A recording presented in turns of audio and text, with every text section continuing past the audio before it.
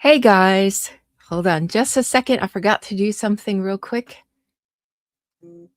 It's been a minute, hasn't it? All right. Sorry, guys. This will be ready in just a second. Thought I had all my ducks in a row, but I did not.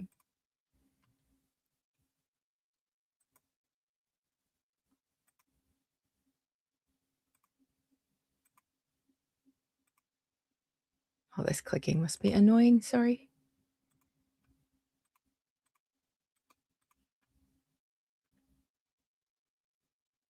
All right. I wanted to change my settings about monetization. Otherwise, it will do a commercial, like some kind of ad, like every 10 seconds. It drives me crazy. So I put it on the lowest possible setting and it still comes a lot, but I can't access it until after it finishes processing, which is oftentimes the next day by the time I can get in there and do anything. And then I go through and like eliminate a lot of the ads, but I can't do that until it's completely finished processing. So I set it on low every time so it doesn't interrupt so much. Hey guys, good to see you. I saw some of the comments rolling by. You guys were making me laugh.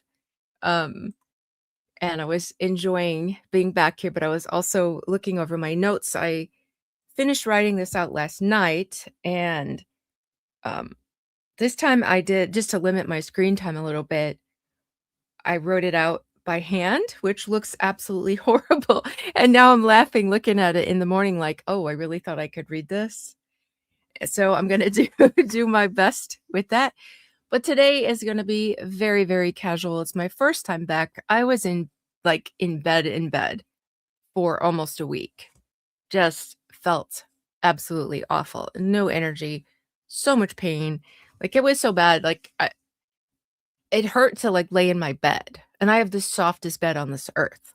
I had to, like, sleep on my love seat, but, just because I don't know, just couldn't lay my body out like that. It was just awful. I just hate this. But, you guys are so amazing. I would from time to time peek in on comments and stuff, and thank you guys so much. You keep me going and help me get through all of this. I'm feeling better today, just really weak. Still really weak. So, but it's great to be back here.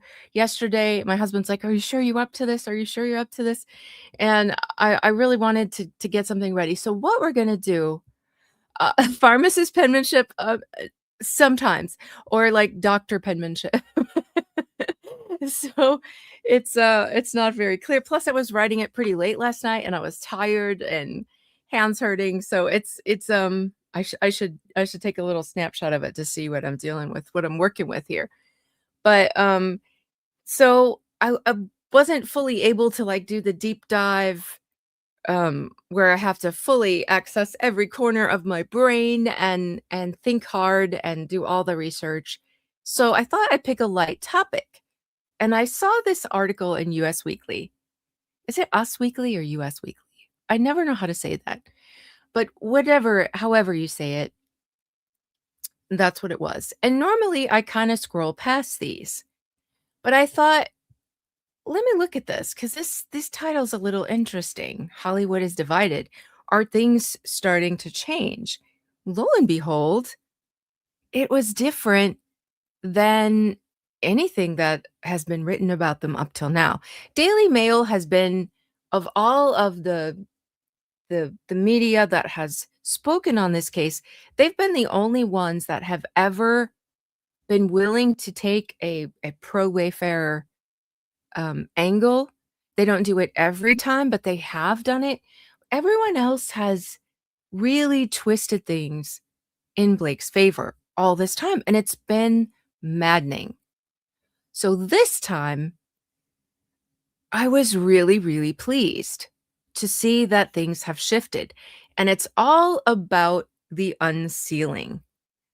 And it's this unsealing has been such a gift because everything that we have been saying and thinking and guessing actually happened. And now it's not just us in on the secret.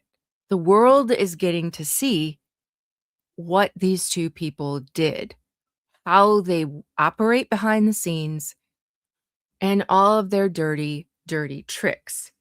And this article was, as far as I know, I mean, I'm not out there reading every single article, so I can't be sure, but I feel like this is the first one that really shows a shift. Not only that, it's not just the fluff piece that I thought it might end up being. The underlying message in this article is huge. And so I thought it deserved an entire episode of its own.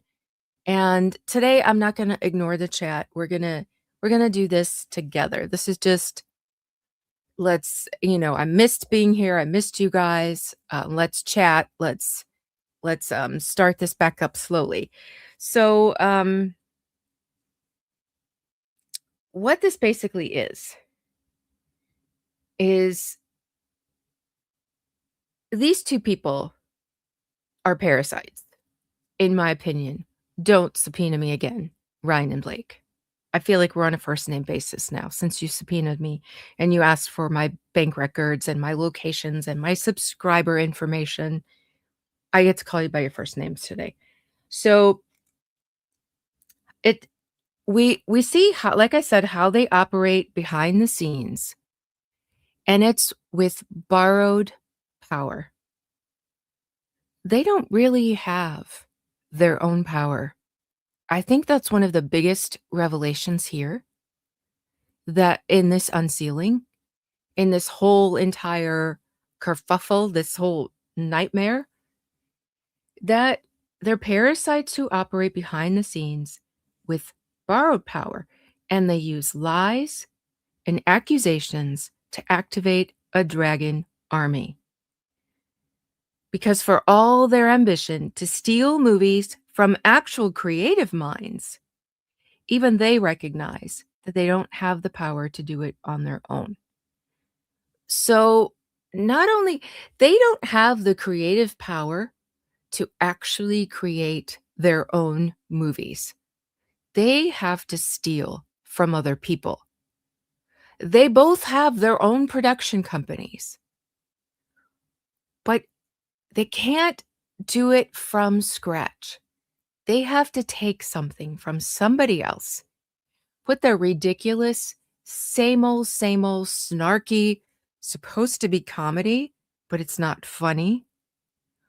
The same old, snarky nastiness to everything they touch, and then try to take it away from the people who actually created it. So not only do they not have the actual creativity to make something of their own, but they don't have the actual power to steal it. So everything they do, they steal someone's movie and then they borrow power from someone more powerful in order to steal it. They are the biggest fraudsters out there. Everything about them is a fraud. And now we see how they've done everything in their career, every step of their careers. This is the method that they have rinsed and repeated over and over and over again.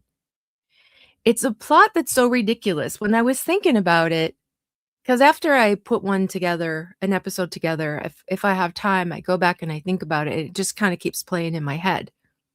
And this morning when I woke up, all I could think about was it's a plot so ridiculous that it makes me think of two different cartoons.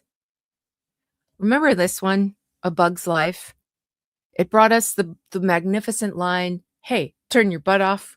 But not only that, we have this story. We have these ants, and they're run by a queen, and they're out there busy. They work together. They do everything together. They work hard all summer.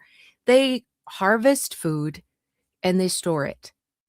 They have to harvest enough not only for their entire colony, but every year come these guys. What's his name? Hopper? We're going back. Cass loves butts. This time it's not chicken butt. But This I think his name was Hopper, and he is a grasshopper, and he brings his evil demon colony with him, and they just kind of goof off all summer and know that at the end of the season, they're going to come and grab the food that they've ordered these ants to collect for them, and they just take whatever they want. And I just feel like this is Ryan right here. And he brings his little army of grasshoppers, whoever he can get involved in it, to come and take all the food that these people have worked hard to prepare. So it was a combination of this movie, A Bug's Life, and do you guys remember this cartoon? Pinky and the Brain. It's even Ryan's head. But every episode, Pinky would ask, "What are we going to do tonight, Brain?" Or "What are we going to do today, Brain?" And there were two lab mice and they're stuck in cages, but they've been given a serum that makes Brain highly intelligent. So every single day, he says the same thing we do every night, Pinky. Do you guys remember what comes next? Take over the world. So every single episode was a plan to take over the world that Brain would think up. And then, of course, Pinky's antics. And I think we can kind of picture Pinky as being Blake would ruin it because Ryan's little plan of what he's done over and over and over again has worked for him time and time again. Blake tried it with the rhythm section. That movie failed so bad. It's actually like record-breakingly bad. And now it ends with us is just an absolute disaster. So Pinky is Blake. So in the cartoon, Pinky would always, Brain would think up this plan, how they were going to do it, and then Pinky would ruin it, or Brain's ego would get in the way. Something would go wrong, and they would never accomplish actually taking the world over. But I just felt like this is who we're dealing with. This is what we're dealing with. This is the level of nonsense. So I saw someone asked, who are the celebrities? There could have been so many more, because if you haven't noticed, and that's one thing that does come out in this article, is Blake, where are Blake's friends? They've all left her. If you see her with anyone, it's her sister or her niece. But we have Taylor. There could have been a lot more, like I said, but I chose people that were specifically mentioned in this article. Ben Affleck, Jennifer Lopez, and her reply is hilarious. Matt Damon and his wife, she's not a celebrity, but she got drug in this, and she had some nasty comments as well. And then we have Jamil, who is friends with Jennifer Abel, and her text leaked where she called Blake a suicide bomber, that she had like suicide bombed her own career with this nonsense. So those are the celebrities that are mentioned in this article that we're going to go through today. And my vision on this was like, they show up and wave like, "Hey guys," and everybody's like, "Run, it's Blake and Ryan." And I feel like this is what's happened. A few months ago, I did an episode called How to Become a Hollywood Pariah. This is before the unsealing.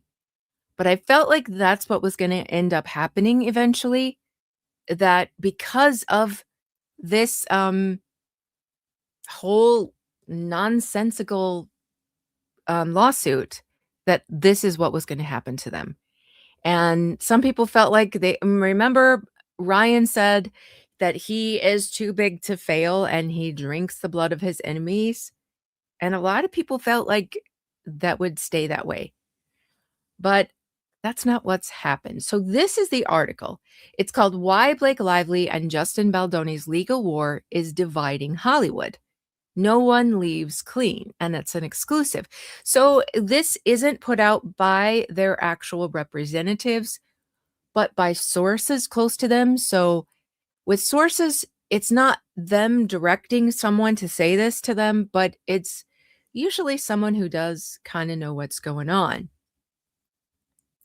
And if it comes out to be a false thing, usually someone will come out and set something straight, which has not been done.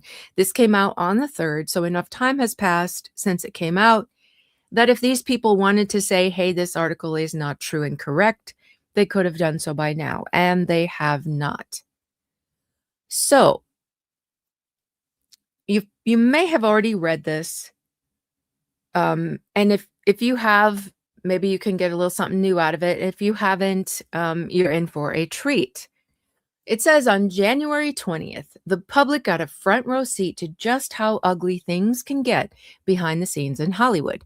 A whopping 181 pages of newly unsealed court documents from Blake Lively's legal battle with her It Ends With Us co-star and director Justin Baldoni put private conversations on full display.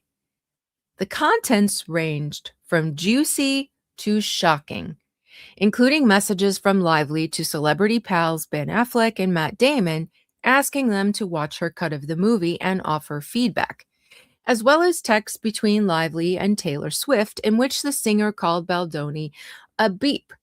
The docs also featured Lively's castmate Jenny Slate calling Baldoni a clown and a false ally, and Baldoni's producing partner Jamie Heath slamming Lively as bat poo crazy. Elsewhere in the drop, one Sony exec referred to Lively as an effing terrorist, while a marketing exec labeled Baldoni a moron. The movie studio president, Sanford Panich, a hero in my eyes nowadays, criticized Lively for selling her hair care line while promoting the film, which centers on domestic violence.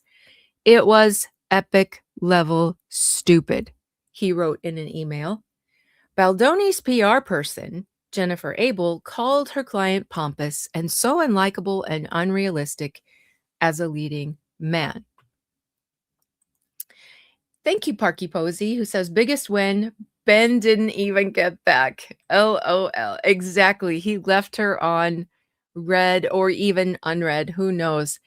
But yes, that is absolutely hilarious. So a couple of things that really stood out to me about this, and this is why I said this is not just a puff piece. This is a lawsuit that's supposed to be about a very serious accusation, an accusation of harassment. So when you see words like juicy, and then you see the focus is completely on name calling and criticism, and they don't mention harassment once in these opening paragraphs, that to me is a whole lot. Aw. Amy says, hey everyone, this is my Super Bowl. Yeah, my husband was like, I don't know if you should go live on Super Bowl Sunday. I said, I don't think my crowd is going to be watching the Super Bowl. I mean, at least not everyone, but yeah, this is our Super Bowl. But do you see what I'm saying? Like, they used to always mention the harassment, and they would put some really awful line in there accusing Justin of doing something, and they would twist the words so awful. But this time there is nothing that views this lawsuit as serious at all. I want you to pay attention as we go through this entire article and notice that, like I said, when you start pulling out words like juicy, you no longer take this lawsuit seriously at all. You're pulling out the juicy little tidbits and the celebrity gossip. You're not taking this seriously at all anymore. And I think that's what I was talking about, is the underlying message.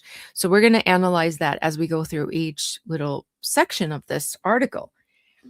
So like I said, the focus is on name calling and criticism. They call it a war.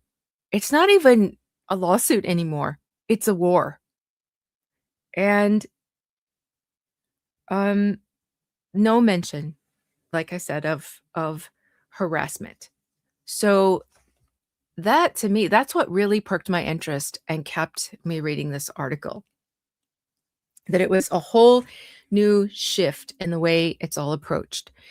It continues, the lawsuit has been dominating headlines for more than a year, but with A-listers and Hollywood bigwigs now being pulled in even deeper, The docs have marked a new low for everyone involved.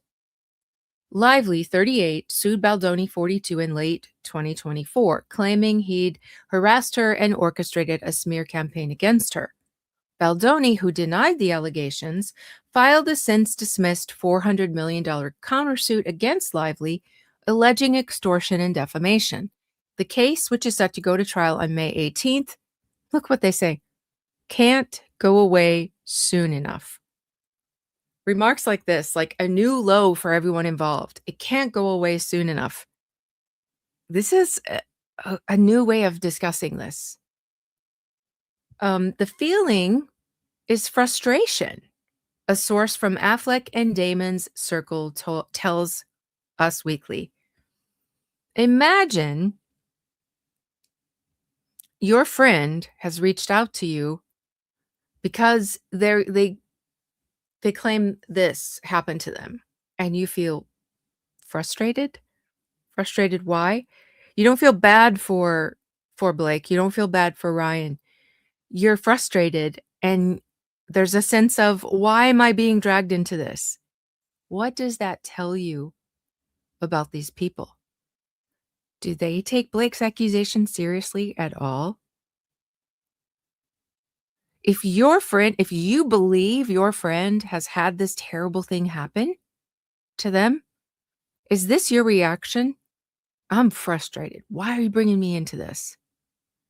I would think that if you really care about someone and you really believe that this has happened to them, you're going to be in there fighting for them. You don't care you were dragged into it. You're like, yeah, I'm here. I'm here for the fight. That's not what they're saying. They're like, why are you bringing me into this nonsense? That's huge. That is really, really huge. It's created unnecessary stress and irritation. They're irritated, and people feel like it's becoming a black hole. This is not the reaction when you believe your friend has experienced something horrible. Even those who have nothing to do with it are worried about getting mentioned or dragged into public speculation. What does this tell you about Hollywood and how they view this lawsuit? They're not standing by and supporting. They're like, oh, please don't bring me into this. It's huge. Group chat texts show Reynolds implored Damon and his wife Luciana to watch Lively's version of It Ends With Us. In response, Damon said they'd help any way they can. According to the source, this is so funny. Damon and Luciana aren't close friends with Lively. They're like, we're not even friends. Can you imagine? That's the message they want put out there in print. Hey, guys, go tell them we're not even friends. We don't got nothing to do with this. We're frustrated. We're irritated. This is a black hole. That is hilarious. Absolutely humiliating. And while they've been supportive throughout the whole situation, let me hide these comments. I can't read that part. They don't love that their texts are public. So if these authors were taking these claims seriously, I feel like the language would not be this casual. But at the same time, I want to say about the Damons, don't do things in the darkness that you'd be ashamed of if they come to light. What they were being asked to do, Matt's been in this business for decades. He knew that this was not a good thing that he was being asked to do. He knows that he would not want someone to do this to a production of his. So why would he agree to do that to someone else? Someone he doesn't even know. He didn't have all the details. He had one email where Ryan's using this. I cannot hear Ryan's writings without hearing his voice, like it's right behind my ear. and just irritating me to no end. Like, I cannot read it without hearing his voice because his writing is just like his irritating voice. Thank you, Ricardo. Ricardo says, Miss Cassidy, I needed this live today a lot. Oh, I needed this live today a lot. So that's my thing. Like, Matt, you know this business. Now, his wife, she's not a celebrity. She's never made a movie. She doesn't know this back end of the stuff. She hears something from a woman, probably believed it. I'm not really going to put anything on her. But Matt knows the business. He knows what he was being asked to do was not nice. And he agreed to do it without with nothing more than this email of accusations that he had no idea whether it was true or not. He's saying, "We're not really close." Then you don't know if you can trust these people. You're being told like this ridiculous story in one email and you agreed to do this. That's on you, buddy. So you're embarrassed? Well, you shouldn't have done it then. Intuition Jen, thank you so much. Matt Damon should have known better. So disappointing. Exactly. Don't cry about it later. When you get caught doing something mean, it's on you. It's that simple. Yes, Pam, that's how I feel. Pam says Ryan Reynolds' voice is like nails running down a chalkboard. It is, and it gets worse like year by year.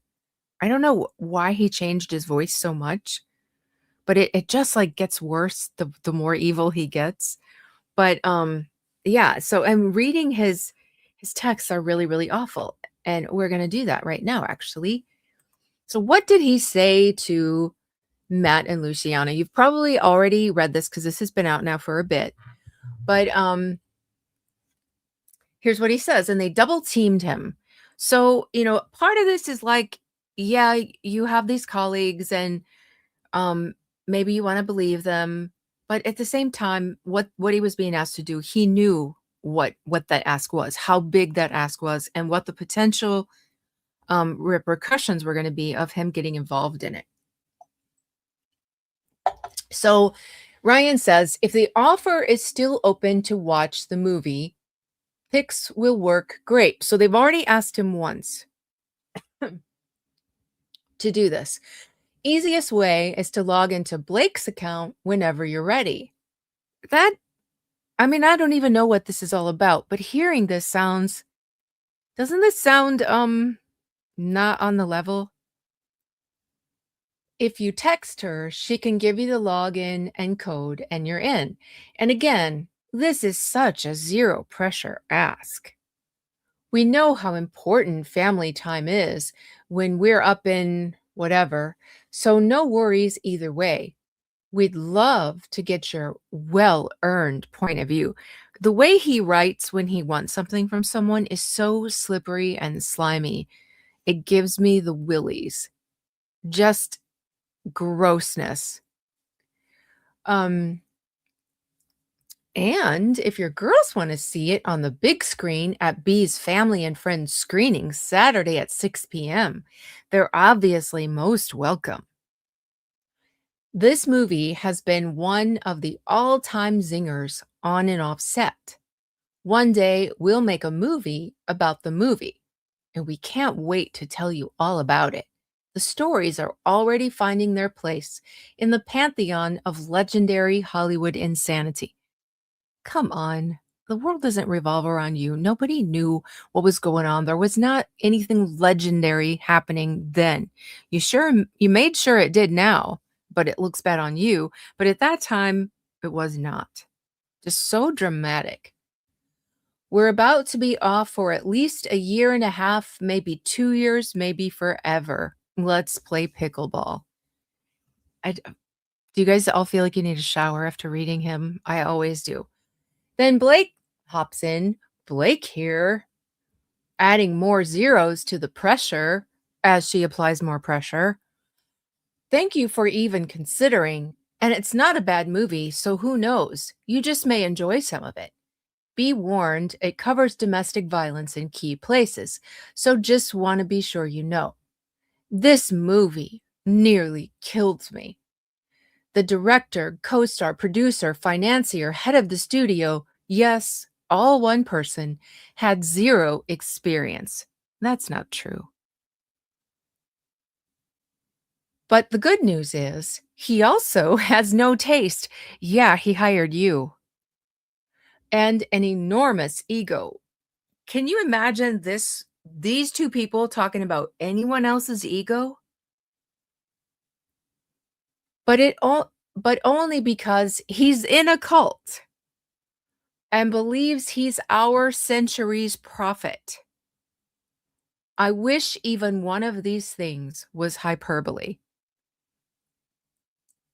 Defamation. And when I read stuff like this where they attack his religion, which is a protected thing, I get so mad that Justin's case was dismissed because this is straight up defamation. It should have never been dismissed before this stuff was found. Anyway, juicy stuff. This woman, what's interesting here in this email that really, really got to me is nowhere in here does she say to these people that she was sexually harassed. Nowhere. Not the slightest mention of it. But she describes it as juicy. This is the time period when she was supposed to be so bad she had to take to her bed with just so much anxiety from all of what happened to her. And in her own words, she's describing it as juicy. Never have I heard of a victim talking about what they experienced as juicy. This is sick. And it tells us everything we need to know that at this time, May 17th, 2024, before she had seen the text supplied to her by Stephanie Jones, there was nothing being mentioned about harassment. That all came about much, much later as a way to bring about what she was really mad about, retaliation, as she called it. And it was just people talking bad about her because of their experience with her. So this was very eye-opening to me, and I hope when Lyman is considering this motion for summary judgment, I hope it stands out to him what's being said. This woman who later claims she had, was enduring this kind of harassment is calling this all juicy. Okay. After so much had already gone down, this is what she tells Justin this. I don't need anything from you. I don't need you to guide me or to make me feel good. I've got me. All I need from you, besides stealing your movie that you've worked on for 5 years, I just need you to not make me feel like poop. That's it. I've got the rest. And that became true. What I didn't anticipate was having to do everything in this movie. Nobody made you do this. You chose to do this. And let's see, where was I? I rewrote the entire script. Yeah, and everybody was mad about it. I directed every actor. Okay, this is so much like the PGA letter. This email alone to me is enough to end this case. Because in addition to not mentioning the harassment and calling this all juicy, she's describing all of the power that she had. And then she's trying to tell the court that she had no power, that she was just this victim that had to just grin and bear it and get through this movie while she was being treated so horribly. And now we see the truth when she speaks to her friends, what she described in the PGA letter, and now this as well. Thank you, Lori. On Nerd Report, Lewis interviewed Andy Signor and theorized that Blake subpoenaed Andy because Blake and Ryan mad that Andy's making a true documentary instead of the lie-filled one that Blake and Ryan wanted to make. Oh, absolutely. And I think not only that, they are very spiteful, vengeful people. And they know that certain crew actually were interviewed by Andy. And I think they want to know who it is because I think they want to end their career. because that's the kind of people that they are. But thank you, Lori. Um, and yes, they don't want the truth out. That video, I don't know if you saw my post, but I made a video about the harassment claims, and what I did is I took Justin's notes, the notes that he went and met with her, because in her one of her worst accusations, when you read it in her complaint, it feels a little bit shocking. Oh, suspected spam on a Sunday. How rude. So, thank you, Ricardo. Flake and Lion lay the glaze on thick to friends. They do. They really lay it on thick. And talk about ego. Look at her boosting herself in this. It's ridiculous. But what was I saying? Oh, my video. So when you read that part of the complaint, it sounds really, really awful. Like, oh my gosh, if he did say these things, this is going to be really bad for him. But like I said, she is not um a reliable narrator. It's a line from the movie, and it couldn't be more true. So when I read stuff in the complaints, because I remember reading the article and I remember reading her complaint and being like, oh my gosh, this is horrible. And then the dance scene was released. Justin's counter complaint came out, and it was like, okay, wait a minute, something's wrong here. But there was the part, and where she talks about him wanting to do things that were against her nudity rider and wanting to add this and talking and laughing at him for the female gaze and saying, oh, he wanted to talk about O and he wanted to talk about C. And I'm using these because of what happened to my video. These are some of her biggest accusations that some of her supporters run around with and say, oh, look at what a sicko this man is. He said this, he said that. But what I did this time is I looked at his notes after he met with the intimacy coordinator, because the first things they were going to film were the wedding in Vegas and the honeymoon. And those were going to be the sexiest scenes of the whole movie. So they needed to meet with her because that was going to be their first scenes. And she's like, "Nah, I'm good. I don't need to meet." So he had to meet alone, but he took extensive notes. Him and the intimacy coordinator talked about stuff. So in his notes had things like the C test, the O, and what was the other thing? The female gaze. So I start Googling this stuff because I'm like, what is he actually writing? And I found the C test. It's a legit website. It's a legit woman's organization. It's a legit Instagram account. And it's a movement to change the way intimacy is portrayed in Hollywood. They specifically use the expression the female gaze. That's where it came from. It wasn't made up by Justin. It was what he was told and what he tried. So he went and had a grown-up conversation with the intimacy coordinator to discuss how they were going to do this. And they wanted to pass this C test that's legitimately out there that takes movies and rates them according to their criteria for meeting the female gaze. And instead of supporting this woman's organization, she was like, oh my God, he's saying these words to me. I'm being harassed, and didn't even listen. But none of that came from Justin. It came from that women's organization and the intimacy coordinator, and the conversation that they had that Blake refused to be in. So it ended up just being Justin relaying all the information to her that she's now suing him for being harassed. And I had never really seen anybody, they may have. So if they have, I apologize for missing it, but I'd never really seen anybody go to the origin of what this all was and why this conversation happened. And it wasn't coming from Justin. He's getting told by Ange, make it more sexy, make it R-rated. We need more steamy scenes. These are silly. These are too much banter. We need steamy. We need a real kiss, not a joke. And so he's getting all of this. Then he does his job, meets with the coordinator, gets an aim, a goal for what these scenes are going to be like, takes it to Blake, and she's like, I'm suing you, you're harassing me. It's ridiculous.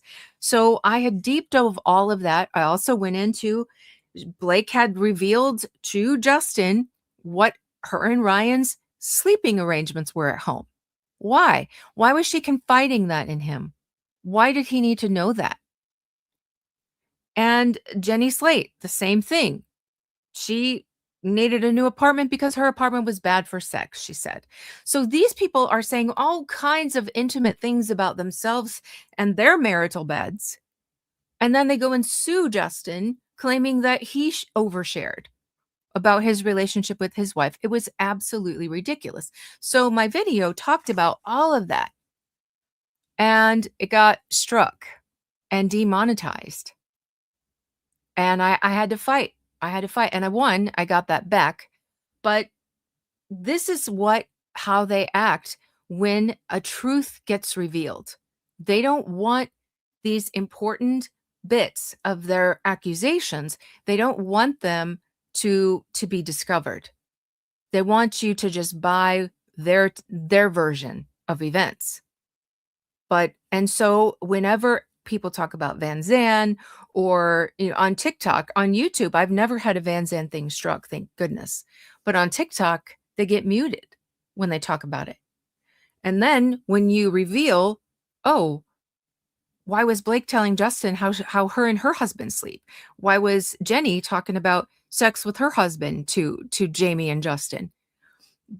And then the origin of why he said those words to her that she has as part of her lawsuit, they don't want that out there. So these are the things that they act on. And it's ridiculous how they try to control everything. They've been controlling mainstream media, but they've never been able to control us content creators. So these are the sneaky things that they do. Thank you, Ilures. I don't know how to say that. I'm sorry. The notion of the female male gaze in cinema was coined by Laura Mulvey. I think you'd enjoy reading. Oh, thank you. I did not know that. Laura Mulvey. I only looked up the C test. I'm not going to say it again because they're going to report this one too. But yeah, it was all professional. It was not what she made it out to be.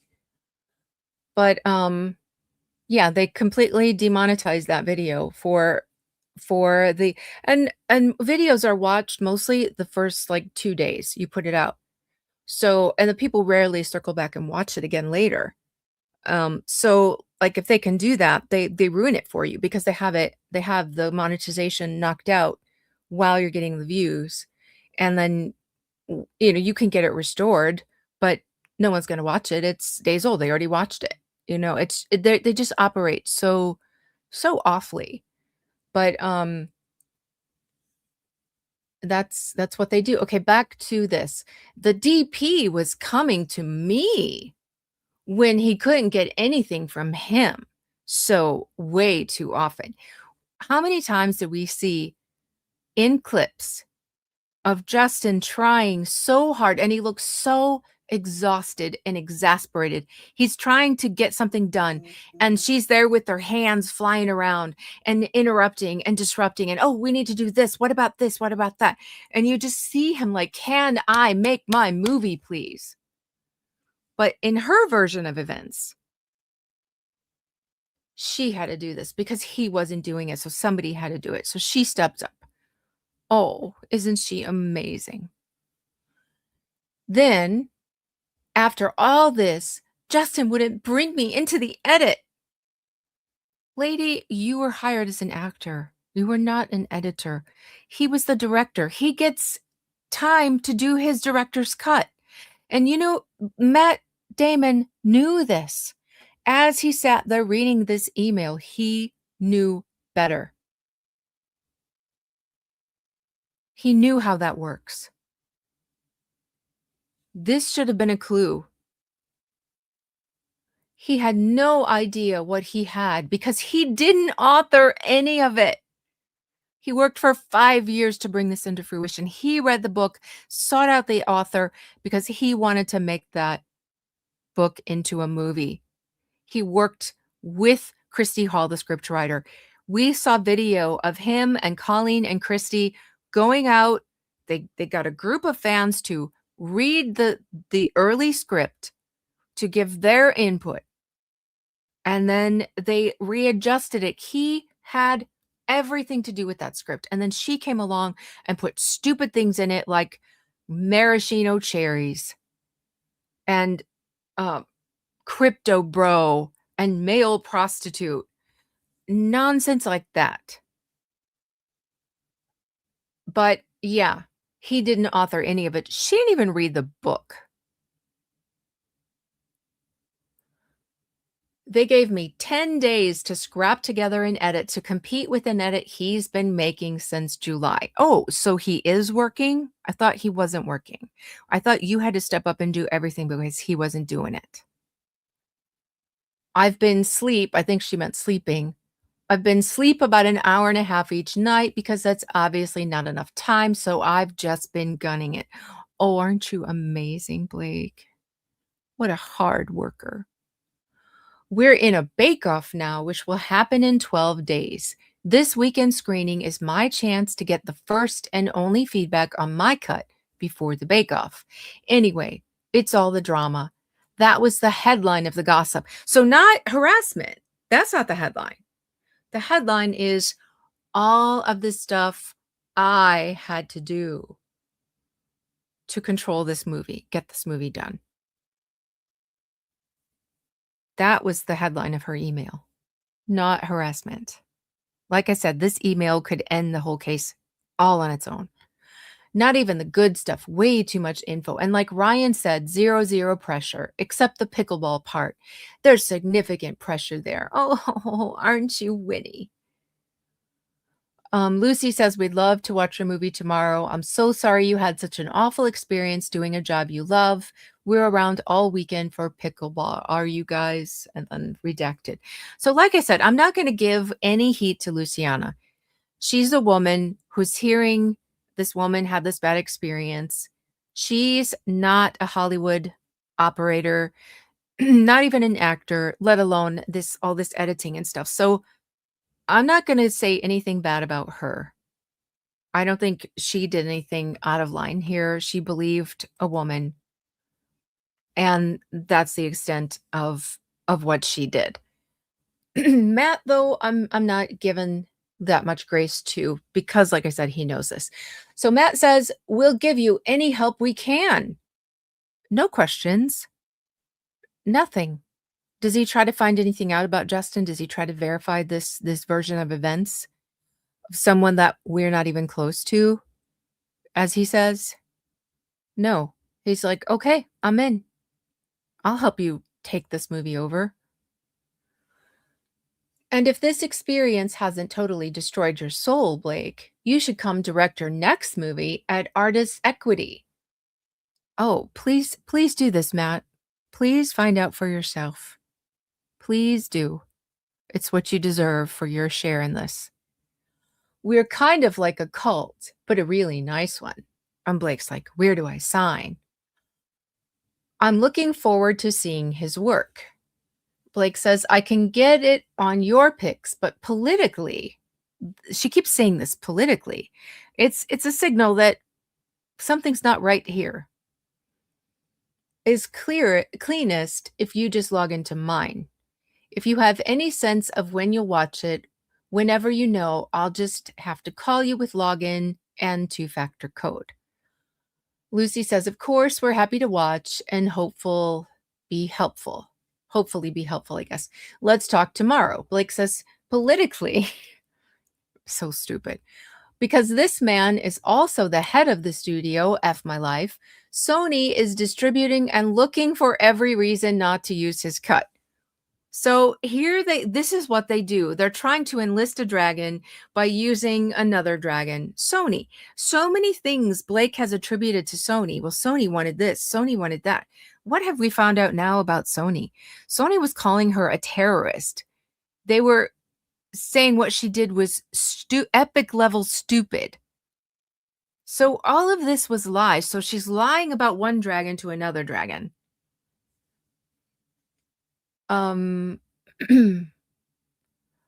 Thank you so, so much, Lucy. It's insane the power this guy has had with no experience to back him.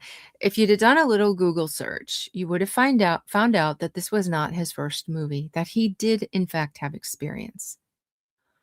Um, then Blake, here we go again, more defamation about this man's religion. It's all his cult money and backing. They are so pressed about Steve Sarowitz being a billionaire. Pressed, pressed, pressed. Okay, wild stuff. Lucy says, like Matt said, artist equity from now on, no need for weird cult money. So they've bought this story. This is defamation. You're talking about someone's religion. Several weeks before shooting, and it's malicious. It's calculated, it's premeditated, and it's used in order for her to get something out of it. She's going to get something out of it. She's going to get her cut of the movie. So the high level of malice that's needed to prove defamation is so, so very, very high. But this is one of the ways that you can achieve it, by the fact that you profit from it in some way. And this is exactly it. She's getting their help to do this takeover. Several weeks before shooting and right after Blake had given birth to our son, we're back to Ryan. This guy called our trainer, Don, and asked, how much do you think Blake will weigh in 2 weeks? Is he going, oh, can you believe this guy was hitting on my wife? This guy was adding kisses. This guy was saying inappropriate things. No. He's so pressed about him asking Blake's weight. It's so weird. Like, you can't look at someone and guess what they weigh.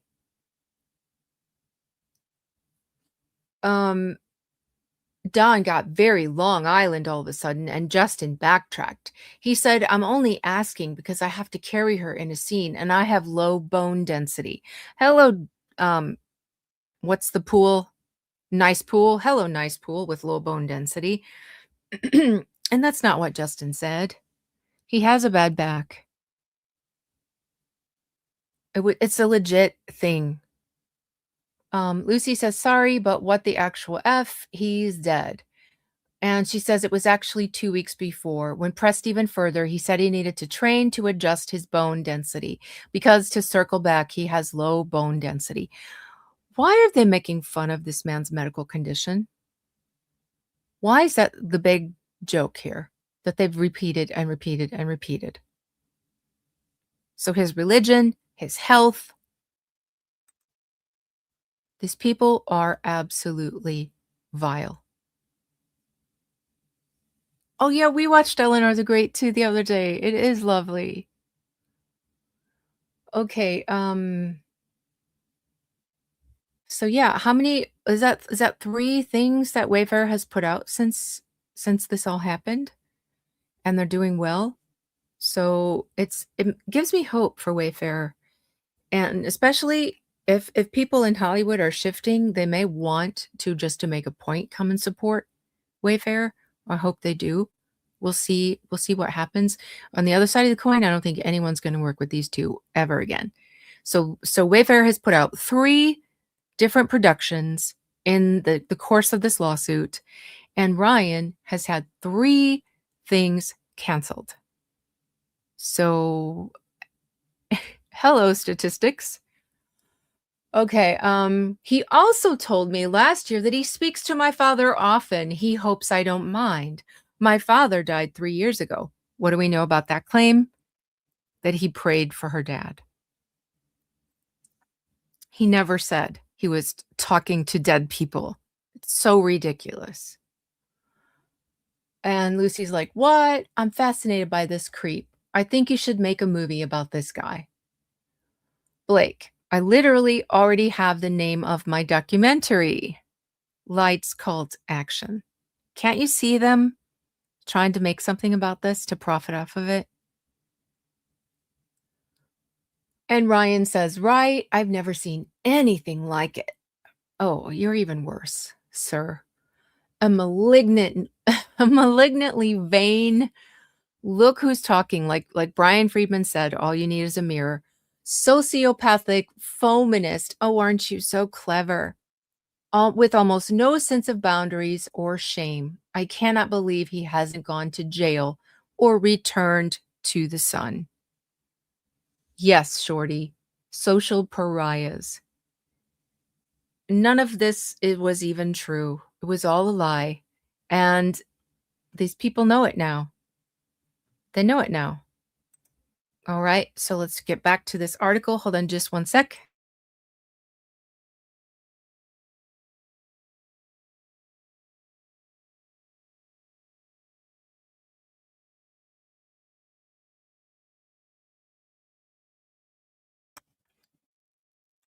Yes, La Mole Villa.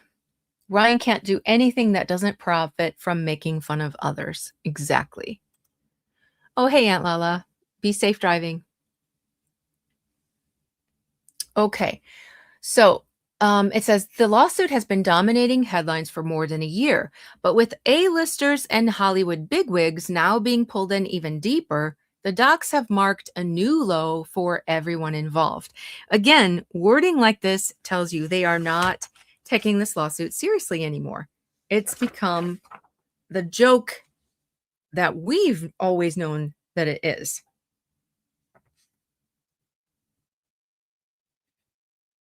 Sorry, I'm looking over my notes to make sure I didn't miss anything. Okay. Um, oh wait, I think I started reading. I read this already. Sorry. Yes, I already read this one. Sorry.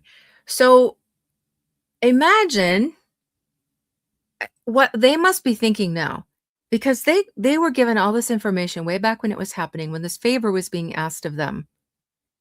Um, this low, no pressure, all the pressure conversation happening. Nothing was mentioned about harassment. And then you find out months later that she's suing this guy for that. Wouldn't you be like, wait, why didn't you lead with this? Why didn't you tell us this when you were asking for our help? And again, this them saying they feel frustrated, they're irritated, they don't like being drug into this. To me, that says everything about what you believe and don't believe about this harassment. I don't think that people who honestly believed that this happened to her would feel irritated, frustrated, and say, leave me out of this. I think they would be fighting. Like, yeah, we heard all about what this creep did to her way back then. Put me on the stand. That's what I would be saying if it was my friend. Put me on the stand. I will tell the world that you came and said that he did this to you way back then. But no, they're like, oh my gosh, this is so irritating. Keep me out of this. It says so much. Lively similarly emailed Damon's longtime pal Affleck. Now, this to me is the most bizarre, and we're going to talk about that a little bit more in a moment. But how abandoned by everyone they know are they at this point? Where are all their friends that they're reaching out, that she's reaching out to Ben Affleck to do this? To me, it shows two things: that they really are friendless, and that they're reaching out to the biggest guns that they know. We know that they're not close to these people. So, what other reason do they have besides those two reasons?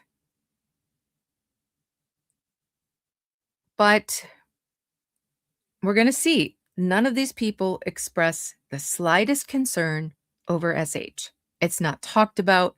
And even now, today, as they're leaking information to the press, it's annoyance.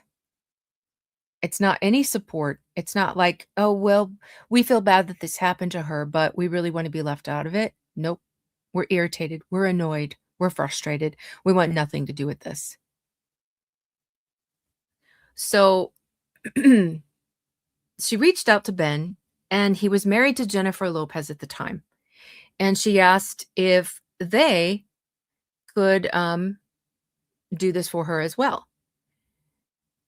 And so she starts her story to Ben. If I would have just formally directed it, it would have been much easier. But having to troubleshoot through his taste, ego, and pre existing decisions made it so difficult. And that's not even touching on any of the wild HR issues and beyond, Lively wrote, describing Baldoni as a chaotic clown. Affleck didn't respond to Blake's email. That is hilarious. This is the funniest line of the entire thing. He's like, new phone, who dis? He was filming a busy, what does that mean? Says the source. I think he was busy filming. Yeah, I don't know. Anyway, adding that they don't believe he saw the film ahead of time. Lopez, for her part, this is so funny too, says, didn't even know this was happening at the time and wants no involvement, explains the source. She has no affiliation with Blake or the film. She's like, who are you?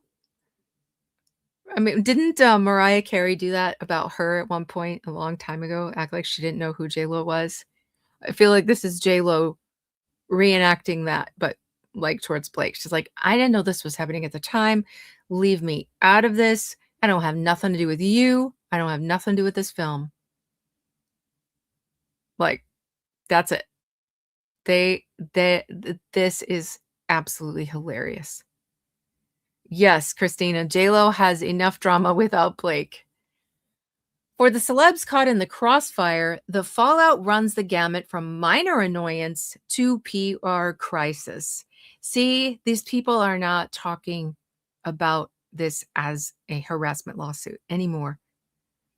That's over. This unsealing changed everything. While the correspondence with Affleck and Damon seems relatively harmless, text between actress and feminist Jamila Jamil and Abel, the publicist, I promise I can read, who represented both Jamil and Baldoni, sorry, may be more damaging. Jamil called Lively a suicide bomber and said she's never seen such a bizarre villain act before. In response to Lively's light tone while doing press for It Ends With Us. On January 25th, Jamil addressed her statement saying via TikTok that she was purely venting about Lively's press rollout, adding that, and this is why people were upset with Blake in the first place, right here. As the victim of domestic violence, it offended me.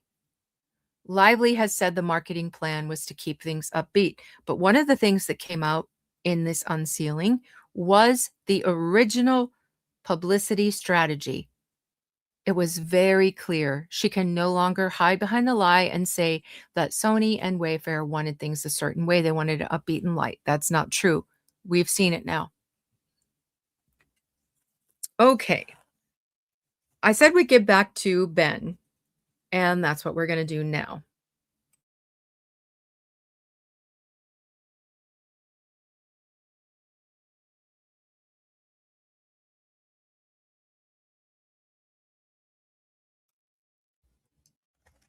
So what's going on here?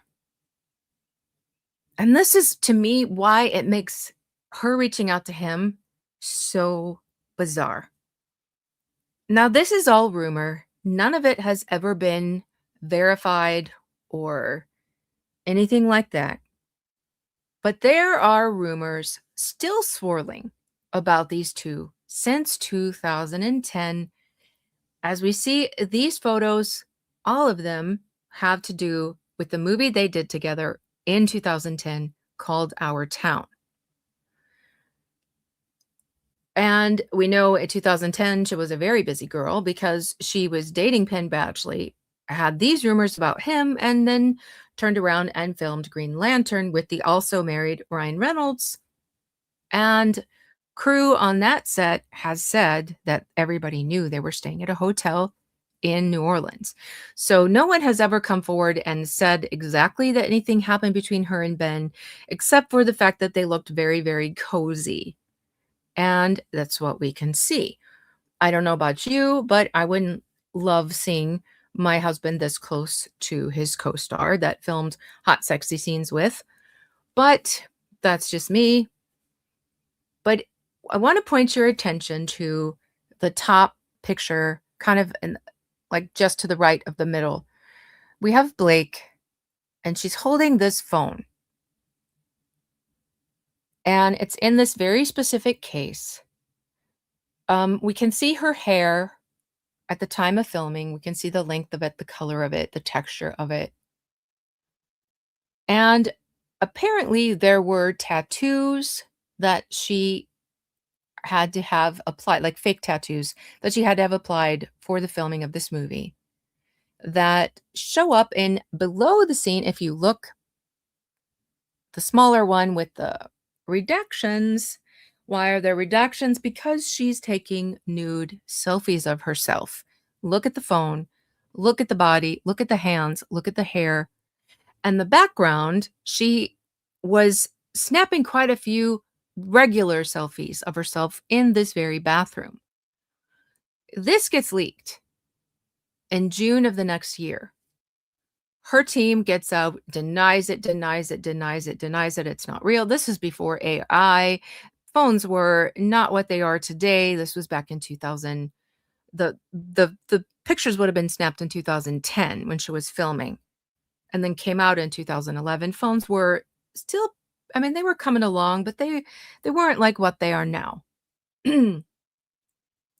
So what happens next? June 3rd, 2011. The date is important, so keep it in mind. This article comes out. It's called A Blakey Black Eye. This is how extensive these rumors were going. Okay. What? Please. I'm sure he's nothing to do with it. There's been a lot of joking that Jennifer Garner was the one who released those totally not Blake, because that's what her team was saying, nude photos that have entertained us so this week. As hilarious as that would be, I think it's very unlikely, and it goes on why they think it's not. But because they're like, I don't think Jennifer Garner would do this. But having said that, every person has a snapping point. You can be the sweetest person on earth, but you find some girl sending nudes to your husband on your husband's phone, I think that's going to change your personality, at least for a moment. You don't know what people are going to do when confronted with that type of situation. I don't care how nice you are. On an unrelated note, Mr. and Mrs. Affleck were spotted together yesterday with their daughter at a party in Brentwood. Ben had a black eye. Coincidence or conspiracy? So all of this happens right around the same time. These nudes get leaked. Ben shows up with the black eye. And here's what it says. I'm, however, still obsessed with who those Blake images were originally intended for. And here's where it says the tattoos from the town. That's why people are putting it together with the filming of this movie. The tacky makeup, in costume. So people are putting it all together, just like we're putting together this lawsuit right now. You get enough clues, you can make a story out of it. As for Blake, she will be at the MTV Movie Awards on Sunday. And she's starting on Green Lantern Press very soon. What do we know happened at these very MTV Movie Awards on Sunday? A couple of days later, Reese Witherspoon, good friend of Jennifer Garner, gets up and says, if you're going to take nudes of yourself, cut off the face. Don't show your face. And many people believed that she was speaking about Blake Lively and the situation and kind of publicly shaming her for what she had done, because all of this happened within just a few days of each other. So that was the story back then. And then we see, sorry,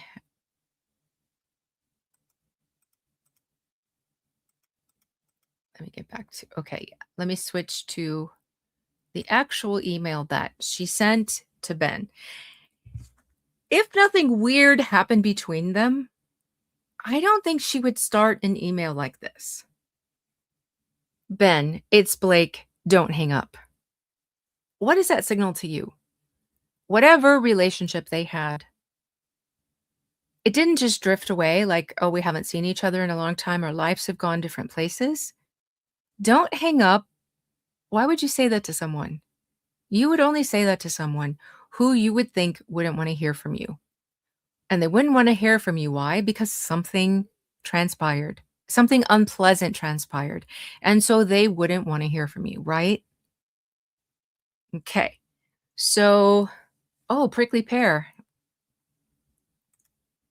Jen has also said Reese helped her through the hardest point on her life. That's interesting. That's interesting. Oh, thank you, Sean. Sean says, Cassidy, your videos are the best. I hope Brian Friedman watches these for ideas. I think he's a million times smarter than me. And 1,000 steps ahead of me. But okay, so then she goes into all this. Oh, Ryan was going on and on about you recently amongst all the something chaos. Oh, sure he was, Blake. Sure he was. These people, I don't know, when I this kind of sucking up and then you get asked a favor, like who doesn't see through this? But he was blown away by you. Sure he was, Blake. Though he was equally effusive about your Duncan commercial. This one, I don't know. To me, Blake and Ryan have very distinct and different writing styles. Ryan is much more literate than she is. He doesn't make so many errors in his typing. He it's a higher level. Like her writing is usually so simplistic, almost like a not fully educated person. Do you know what I mean? She makes a lot of errors. She writes very simply. He does write on a much higher intellectual level and a much more evil level. But so this one has me, I feel like this is, if it's not written entirely by Ryan, that it's co-written, because I see a lot of Ryan in this particular email. I also feel like I don't think he'd be thrilled with her reaching out to Ben if any of these rumors are true.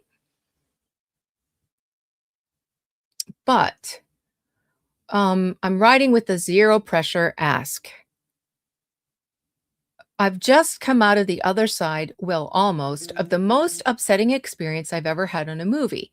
The making of doc of this file would be more interesting than the movie could ever be. Doesn't that sound like Ryan?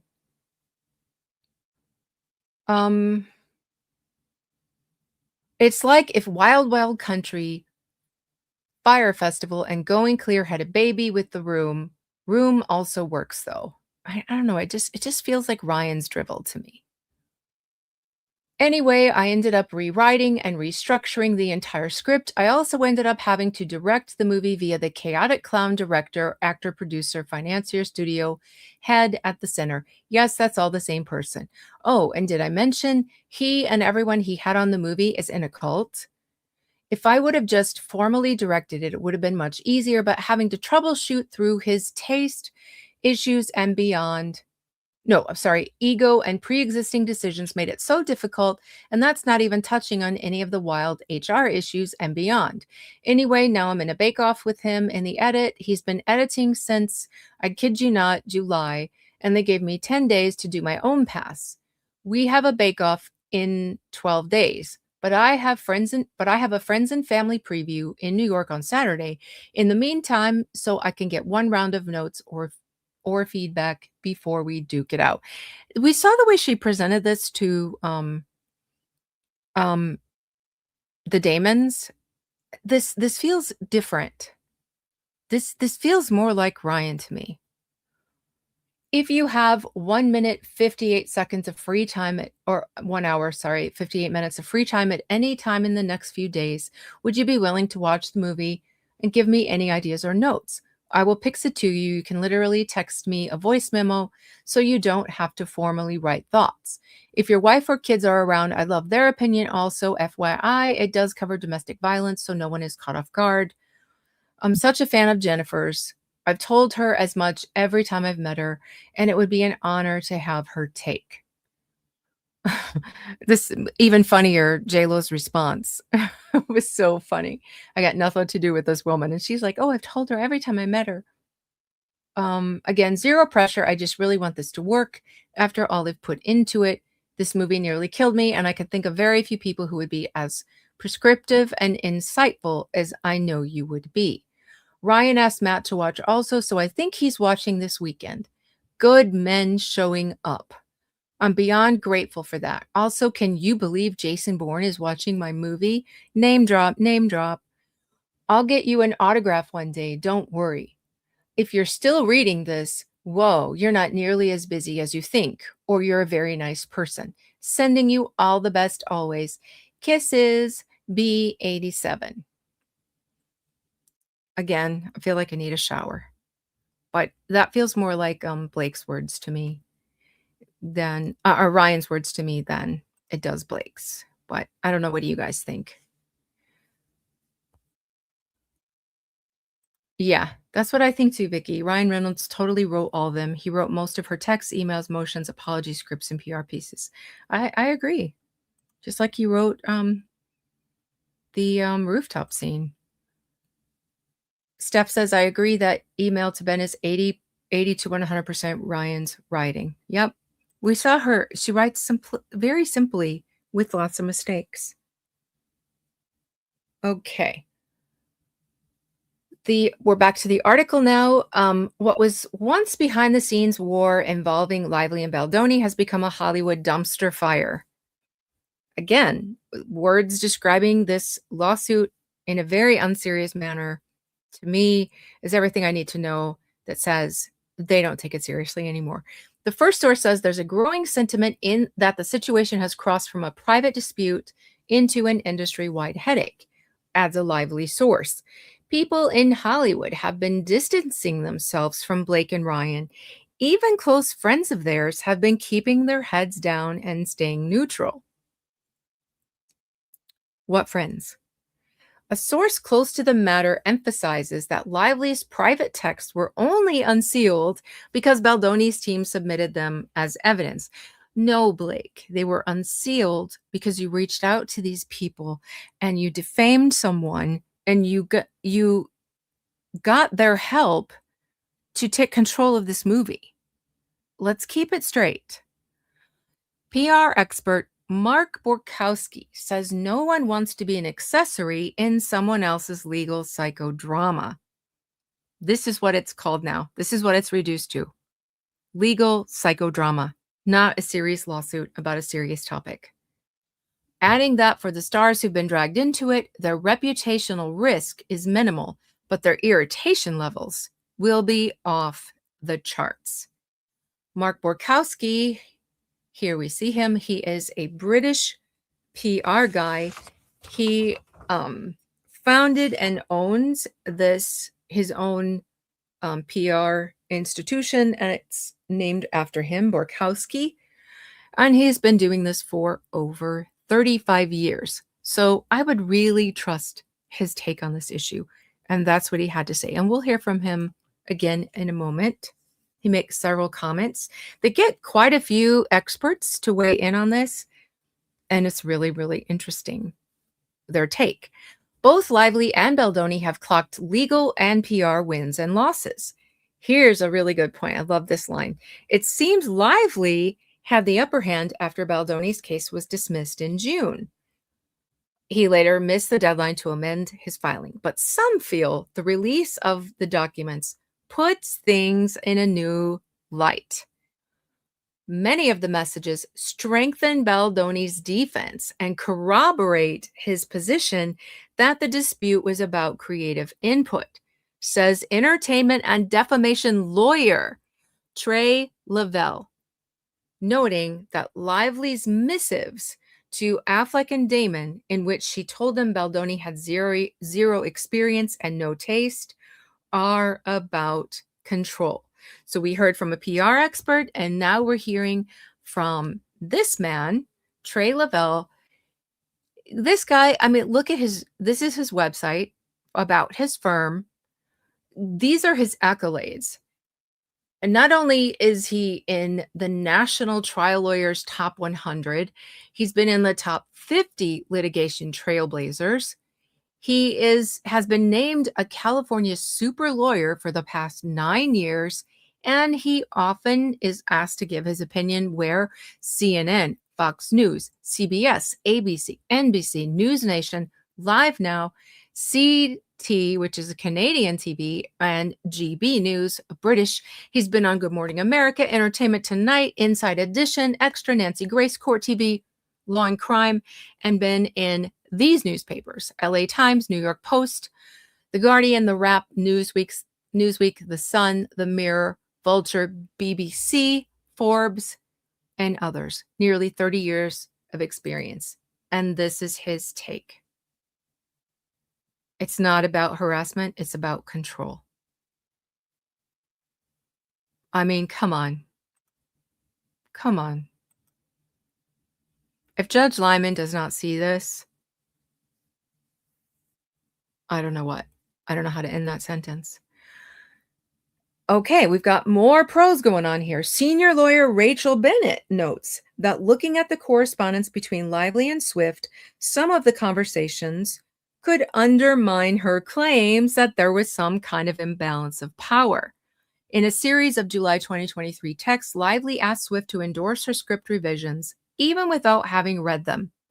In April 2024, the pair also discussed a plan to use Swift's song in the film's trailer. Swift wrote, "If Justin was strategic, he would be like, no Taylor Swift in the trailer, because that gives you more power over the film. That's your ally, not his." Lively responded, "You're so right. How stupid. This was his only shot at having the appearance of an upper hand." What are these two saying here? They're talking directly about power over the film, who has the upper hand. And she's saying it was his only shot at even not having the upper hand, but having the appearance of an upper hand. So who has the upper hand here? These people cooked themselves. And here is Rachel Bennett. In addition to being absolutely stunning, she has been seen on People, MSN, Star, and Yahoo. So these are people that are often asked to give their expertise in the media on cases like this. And this is how they are seeing it. Okay, a source close to the matter tells us that having her texts out there made Swift feel exposed and kind of violated, like something private suddenly wasn't hers anymore. And that doesn't sit well with her. How do you think your nasty messages sat? Taylor, so disappointed by this woman.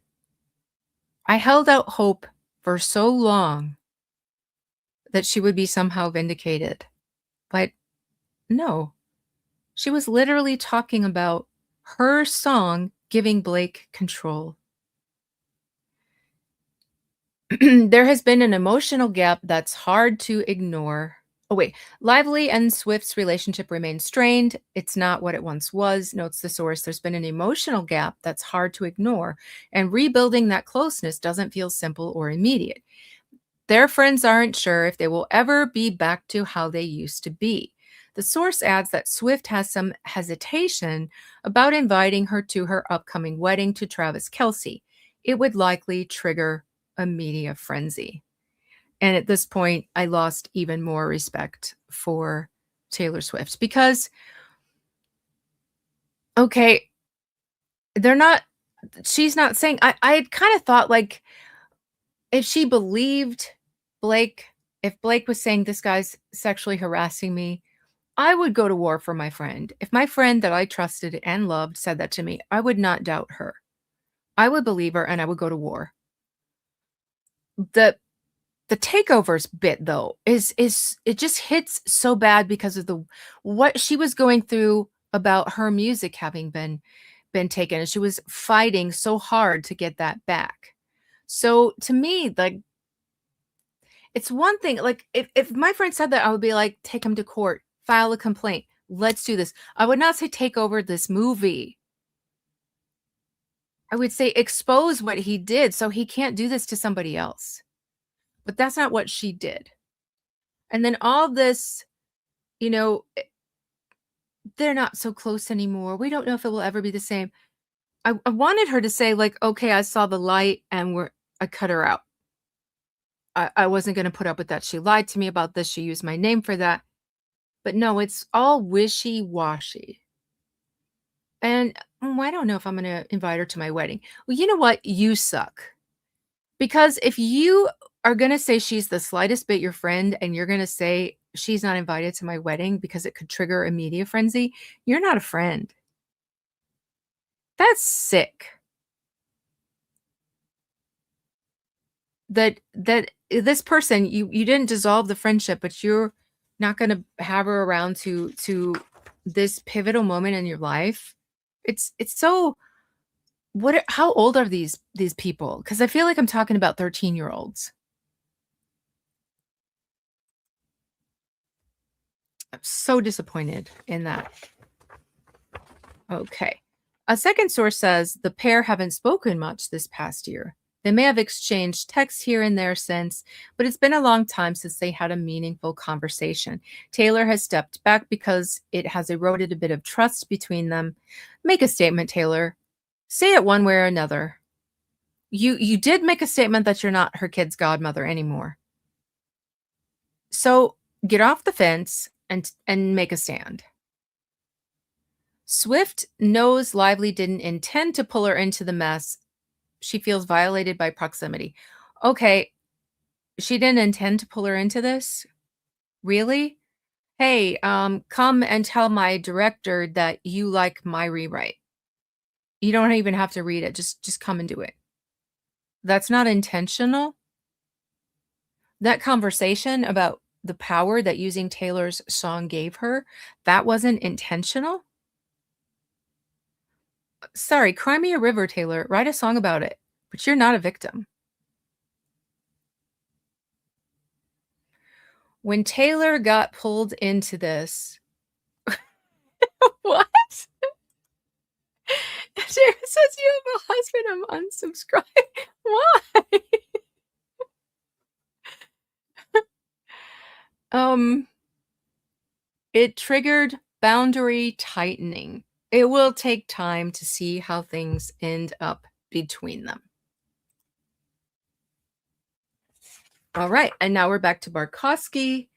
As I promised, he would pop back up again. He says once private emotion starts to look like coordinated positioning, this is such an important statement too. There are so many of these because um like I said, it's not a fluff piece. There is so much in here. Private emotion starts to look like a coordinated positioning. If she was a victim, her text to her friend, her supposed to be her best friend would be, "Oh, I feel so violated. Oh, he did this to me. I just feel like a piece of meat. I'm disgusted that I have to kiss him. I can't believe I have to do these romantic scenes with him. This just eats at me every day." But no, that's not what we saw. So, like it says, it's not it's not private emotion of what I'm going through here. It's coordinated positioning, especially with celebrity ballast attached. The public imagination leaps straight to power dynamics, and it rarely leaps in your favor. Exactly, Borkowski, you get it. Now we have our first pro-Blake person in here, Marjorie Messidor. And Marjorie notes the defense is framing this as evidence of power plays, but it's really just friends discussing film marketing strategy. Really? We're talking about an actor who didn't have the role of marketing strategy. Why is she talking about any kind of strategy? She was hired to be the lead actor in this movie. In May 2025, a spokesperson for Swift refuted Baldoni's claims that Lively used her friendship with Swift to gain control over it, ends with us stating, Taylor Swift never set foot on the set of the movie. She was involved in casting or creative decisions. She did not score the film. She never saw an edit or made any notes on the film. No, she just connived behind Justin's back. Did I use the right word? Okay, here is Miss Marjorie. Miss Marjorie, I can't help but wonder if you've seen the wedding venue pictures of Blake and Ryan's wedding, that there where the tables were set up for the reception feast on Slave Street, the view were cabins of enslaved people. That's what the guests were invited to sit at their tables and look at. Do you know this, Marjorie? Do you know that Blake described Jamie, and only Jamie, as running the set like a barbecue? She didn't say that about any white person. She chose that line and specifically applied it only to Jamie. Are you aware of any of this, Marjorie? Coming out here defending this woman?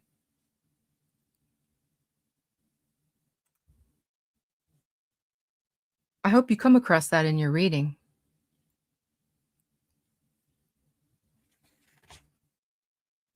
Okay. Messidor, this is Marjorie, believes the correspondence backs up Lively's claims of sexual harassment. Multiple people beyond Lively complained about the same behavior from Baldoni, she says, pointing to Slate and adding that Lively called Baldoni a chaotic clown in private messages to trusted friends doesn't undermine documented workplace complaints. Where are the actual complaints, Marjorie? These people are not new to the business. They've been in there, Jenny Slate included. How many? Look at her IMDb. She has been in movie after movie after movie after movie. None of these people are new to the situation. They had many resources available to them if they truly felt they were being harassed, that they could have done, and they didn't, because they were being nasty, mean girls. Messidor notes that unsealed texts also prove Baldoni was aware of Lively's harassment complaints, contradicting his claims that she later used them as leverage. And takes this completely out of context. She had the nuclear bomb. If she doesn't promote the movie, she can leak that I'm a bad person or that she felt unsafe with me and all the stuff she has on me. He told Heath in a text. That doesn't, you know what? I'm not even going to address that. I've addressed stuff like that so much. And I just saw how long I've been on here already. The newly unsealed evidence shows the concerns of Miss Lively and others were documented in real time as early as spring 2023, and Wayfarer understood them as sexual harassment concerns. Sigrid Macaulay, a member of Lively's legal team, tells us, of course, she's going to defend. She's going to make these things. This woman can spin things. We're going to talk about her in just a moment. The evidence also documents how Wayfarer refused to investigate. Wayfarer asked, do you want to file an HR complaint, an official complaint? That would have triggered an investigation. What were they told? No. Don't say they refused something, but they were not asked to do. But instead attempted to bury Miss Lively and others who spoke up through retaliation. Yeah, where's all your evidence, Sigrid? Sigrid, the person who was hired after they've got a motion for sanctions against Brian Friedman right now because they say that he has spoken to the press and blah, blah, blah. And this woman, they described her role. She's an attorney on the case, but they described her as being the spokesperson. So why is it such a sin for Brian Friedman to speak to the press that he's being sanctioned for it? But this woman's entire role has been described as that's her job. And Sigrid works for this David Bowie's, I think that's how you say his name, I'm not sure. She is described as being an attorney for Epstein victims.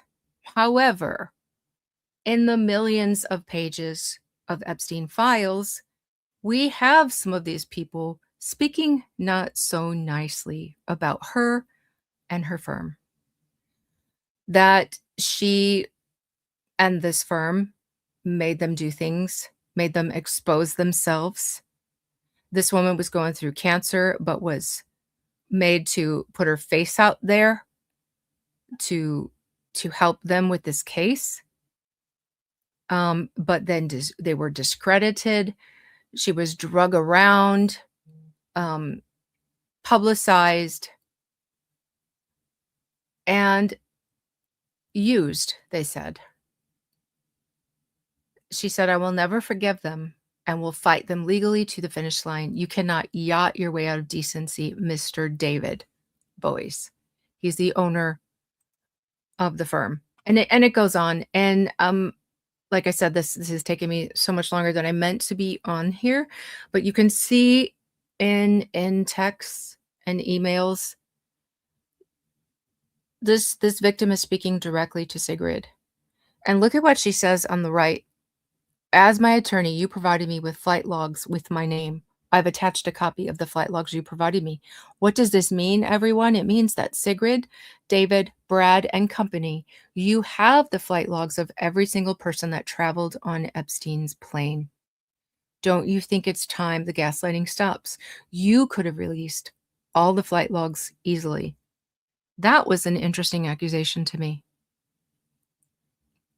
This very woman who's on there, and they're naming her. Oh, well, she's been the attorney all along. She represented Leslie. She's been signed up since, what was it, March of last year.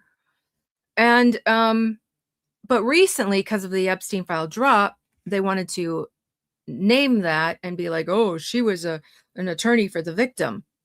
Okay, but what do the victims think of her? There's also accusations about her keeping money. So again, it's all accusations. It's not anything proven in court yet, but here you have a victim saying this out of their own mouth. And I tend to believe these victims. Okay, and now here's an article about this firm. What do you know? Did they meet over their shared friendship and support of Harvey Weinstein? Is that how Sigrid and Blake came together? Because it seems this law firm back in 2021 had a bunch of big-time attorneys and big-time clients fleeing the firm because they were representing the likes of Harvey Weinstein, Elizabeth Holmes, and the founder's children were out of control with nepotism and things that they were doing in the law firm.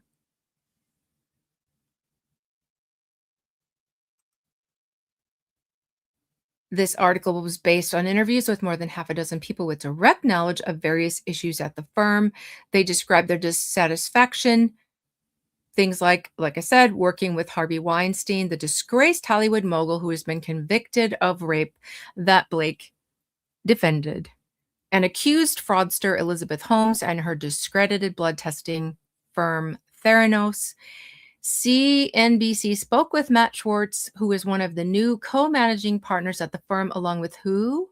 Sigrid McCauley, managing partner of a firm that's doing all of this. But yeah, let's tout her name like she's some amazing attorney to have on your side. Not what you thought it was going to be, using her name, huh? Okay, we have another person supporting Blake, civil rights lawyer Lisa Bloom. Interesting, the name. But um, also says the docs add credibility to Lively's case. She's complaining about Baldoni's misogyny a great deal, and her allegations do not appear to be made up later as some kind of retribution. Really? As he alleges. Bloom says it helps that the texts from Sony studio execs sound like they just did not give a D about Lively or her complaints. They come across as uncaring corporate shills. Or maybe they saw the truth of the situation.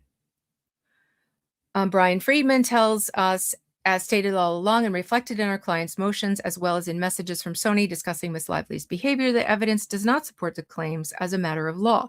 A simple read of the newly released message exchanges make the truth abundantly clear. We remain confident in the legal process and clearing the names of all of the Justin Baldoni parties. And we're back to Borkowski, the PR guy. He says Blake no longer occupies the clean moral high ground. Her messages suggest strategy, alliance building, and a level of backstage choreography that sits awkwardly with the victim-led narrative. This guy read all of the stuff, not just select cherry-picked quotes. Justin's side looks pared back and lawyered up, while Blake's camp looks busy, with lots of famous names accidentally wandering into shot. It feels, can't see that, sorry. It feels reactive rather than ruthless. So this guy looked at all of the evidence. Let's talk about Lisa Bloom now. What's she from? What's she known for? Oh, she advised Weinstein on power dynamics and harassment. Here's how she described his behavior, not as the rapist that he actually is. Oh, he's just an old dinosaur. He's got to learn new ways. Seriously, that's how you describe this man who is doing this to these women? Oh, he's just old. He doesn't know how we do things now. I'm going to advise him so he learns, you can't just force women to have sex with you. He doesn't know better. He's old. Oh, that's what they used to do. That's literally the angle she took. With some in the media calling her book adaptation deal with Weinstein Company signed during Weinstein's tenure as co-chairman a conflict of interest. And this is the bottom line. Who's buttering their bread? That's the side these people are on. Same as Sigrid.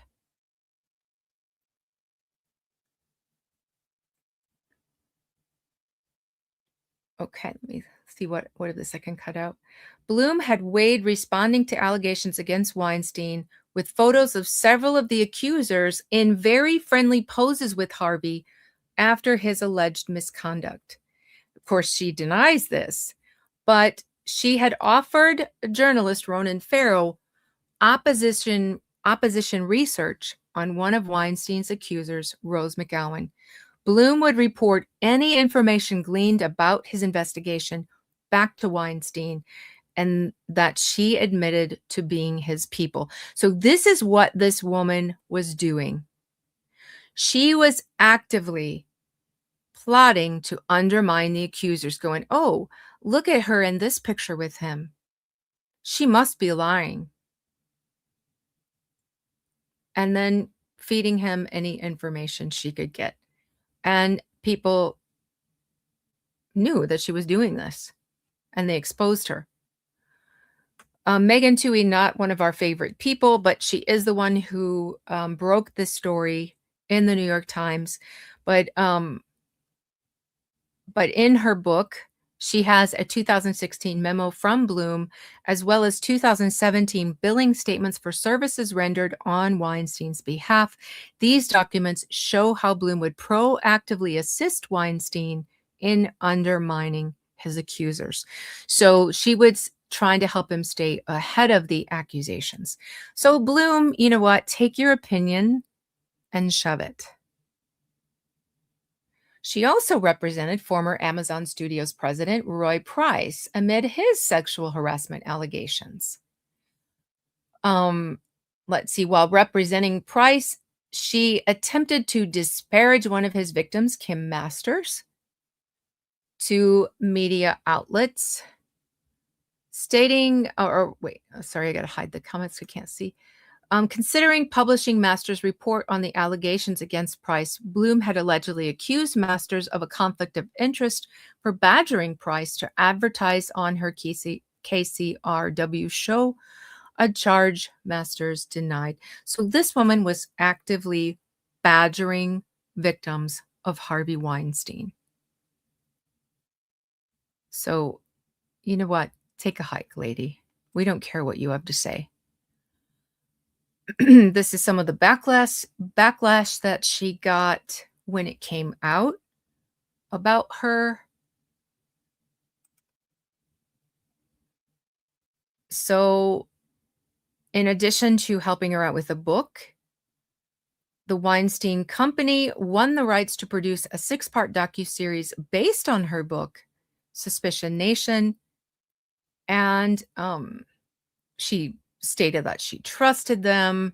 She expressed her admiration for him. And again, we have this dinosaur quote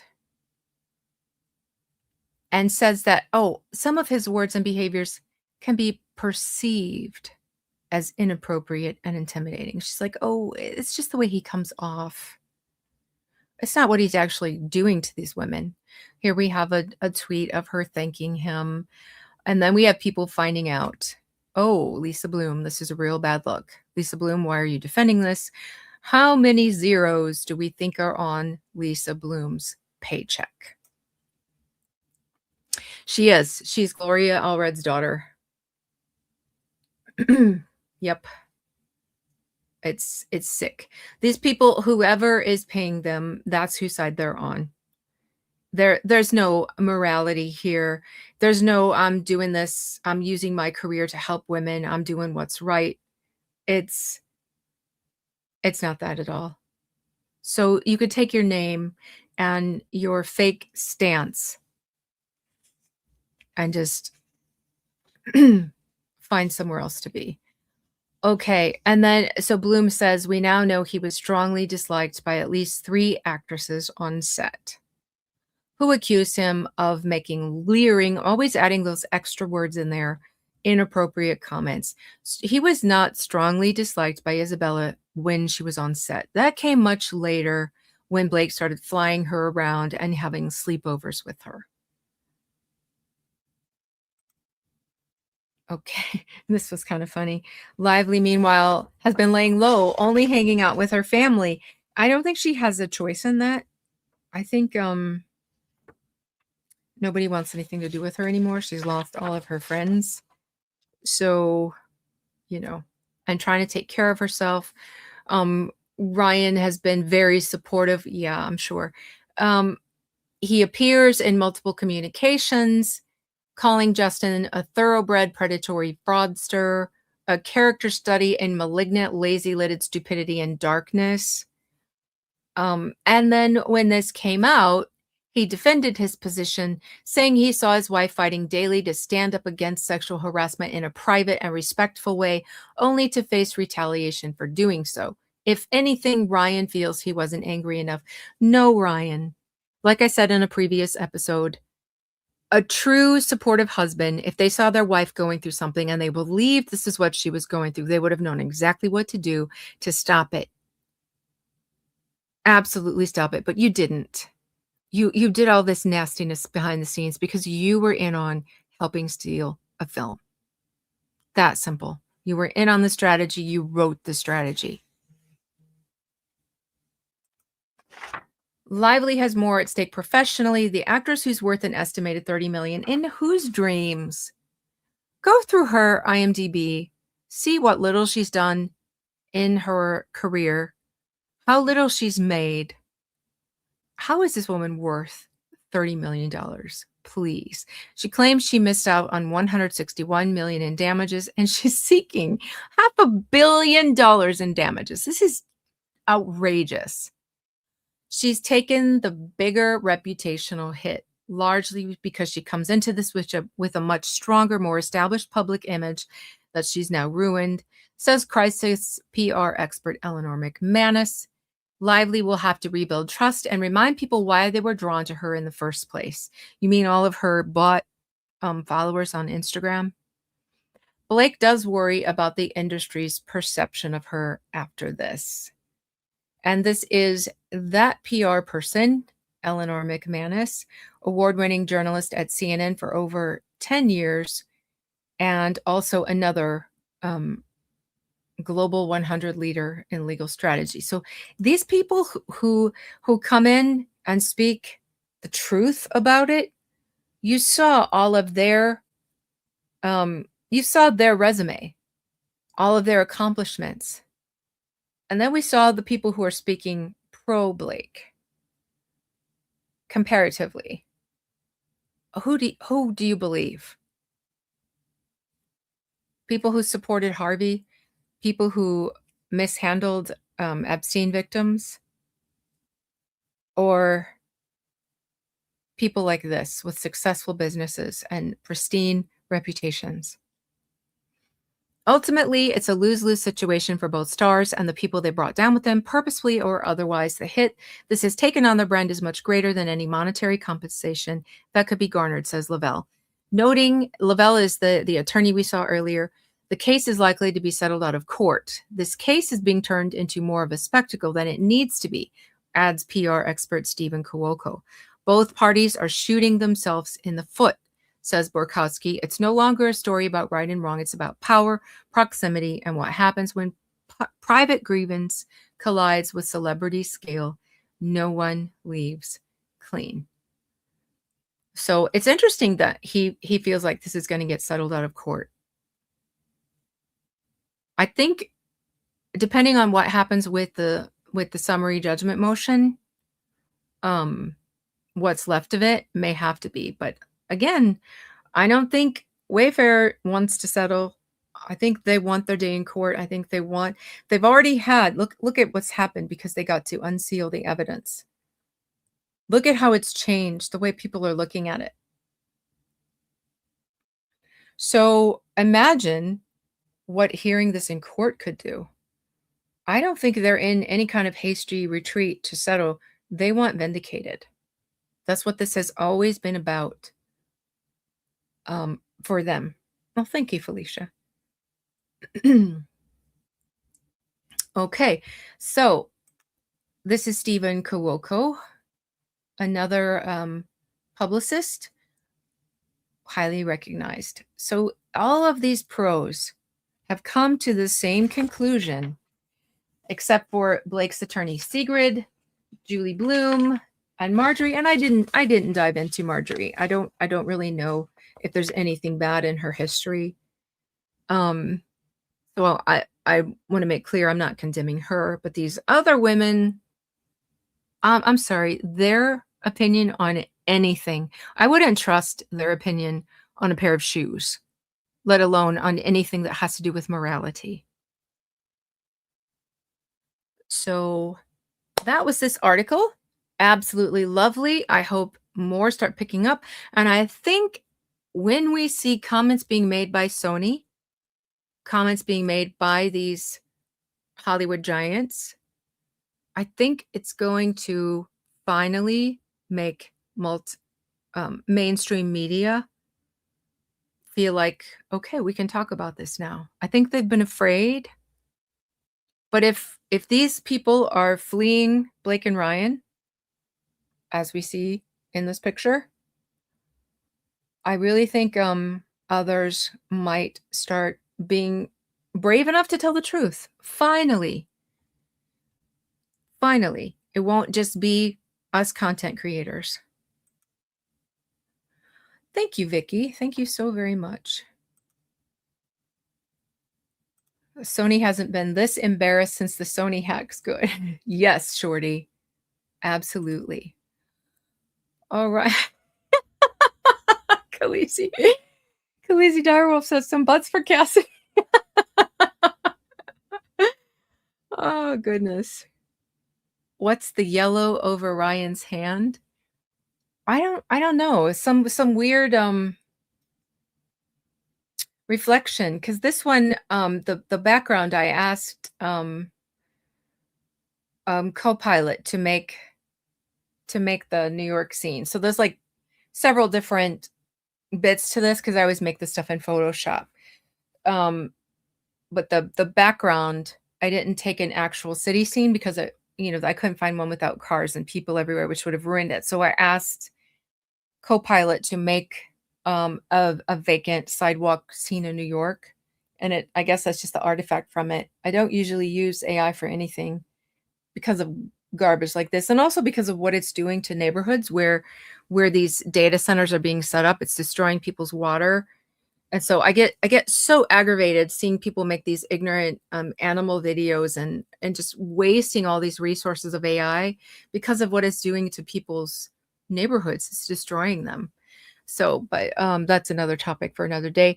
But yeah, I think that's just like artifact from AI garbage. But yeah, that's what that is. Um, I think Blake Lively is a narcissist and they cannot lose. I agree.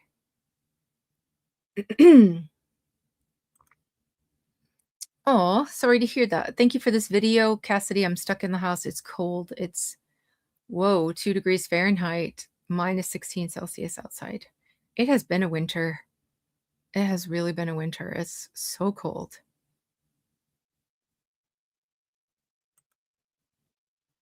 Dawn says everyone has flown. Not one person has stood up in their defense, and I don't see that happening ever. Exactly. It's funny. She says like she's home alone with her family. I'm like, I don't think that's your choice. Oh, thank you. It's one of my favorite parts of an episode is making the thumbnail. I just love it. It is. Gloria says AI is stealing work from creators too, like artists and authors, and now actors. Yeah, I don't like it. Um, I think it's overall going to be extremely damaging. They say that teachers can't tell if kids are doing their own homework, um, or if it's all just AI. It's really got so many ways to go wrong. I saw, where is it?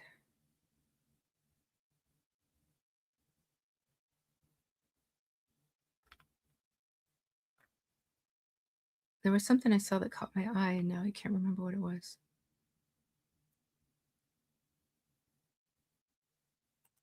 Yes, they did. Chameleon asked, "Does anyone know if Wayfarer had to indemnify Isabella Ferrer?" Yes, and also Jenny Slate. Imagine having to pay these people's legal fees after what they did. And they could have fought it and won, I feel like, but I think they didn't want to do that because of how it would look. Oh, here it is. Yes, I focus on the betrayal of victims when it comes to Blake, new attorneys. Yes, same here. And I don't get paid by anyone. I do this just entirely based on my own feelings and what I find in the evidence. And I love that about this community, the content creators. That's what we all do. It's what we all strive to do is be about the truth. And we spend hours doing research, and you guys come and you support us, and it's amazing that you do that. You stick with us on our long streams because some of this stuff, it takes this long to not just do the surface of it, but to like really get in there and get to the actual story. And you guys are here and you stick with us, and I can't believe it. So thank you guys so much. I mean, you make a beautiful community that is safe. We don't have nasty, I've never seen a community that doesn't have nasty people come in. You guys are nice to each other. You're nice to the content creators. The content creators are nice. We all support each other.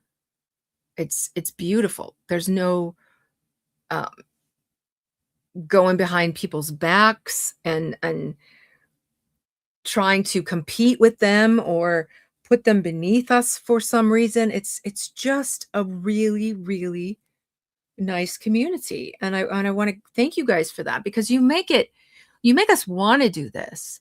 I never feel like this is a burden, and I put days into most of my especially when they're legal based.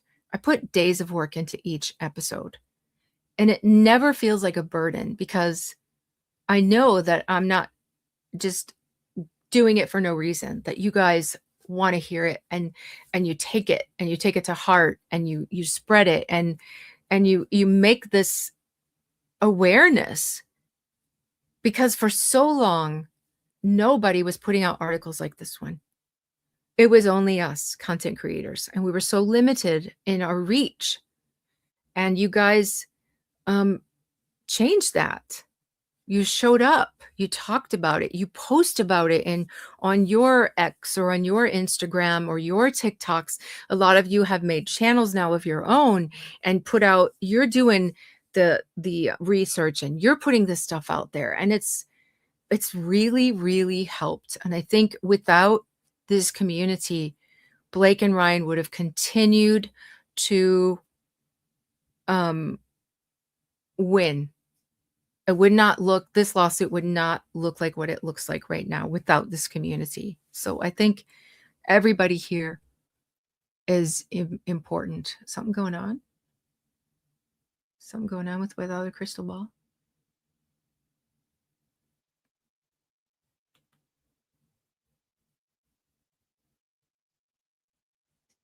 I don't know what's happening here.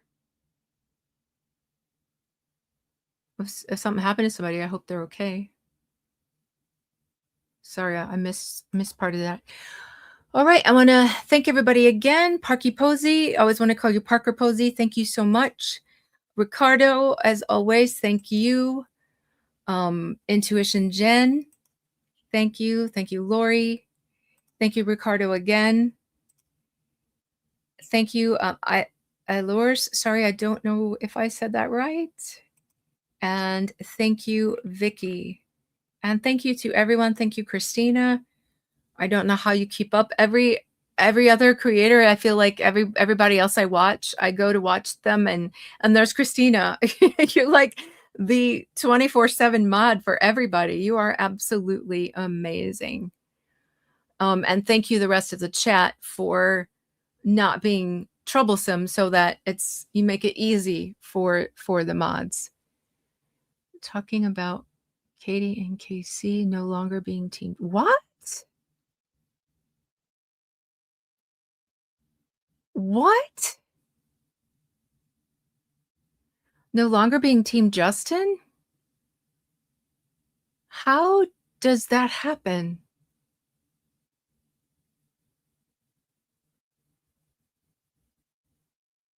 Good grief. I missed a lot. Well, that's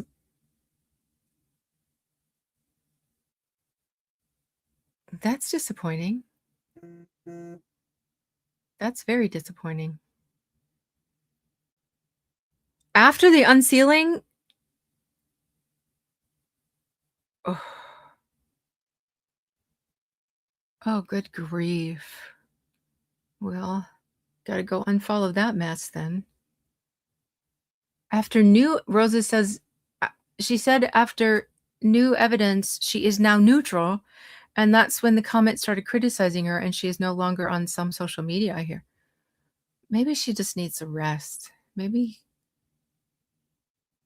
I don't know. That's crazy because after this unsealing, like, what in the world? Didn't she go to the hearing?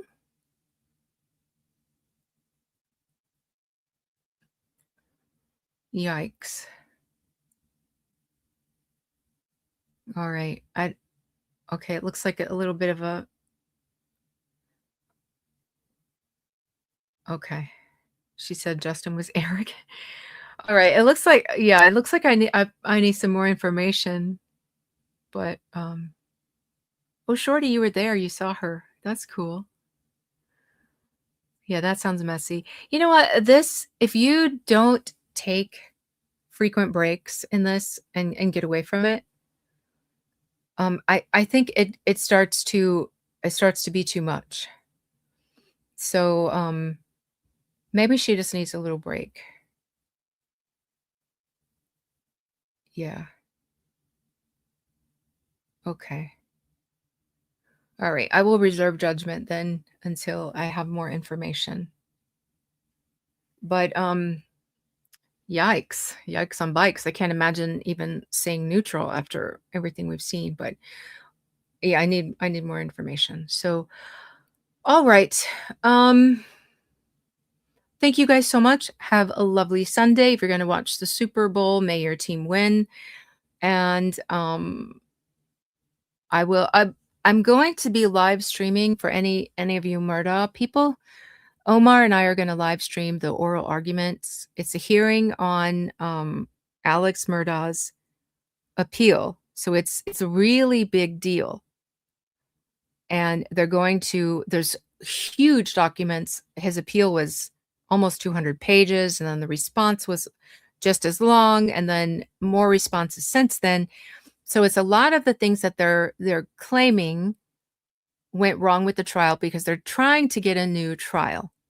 So it's not like new evidence. It's just going to be considering, just like we had those oral arguments for the judge to consider summary judgment.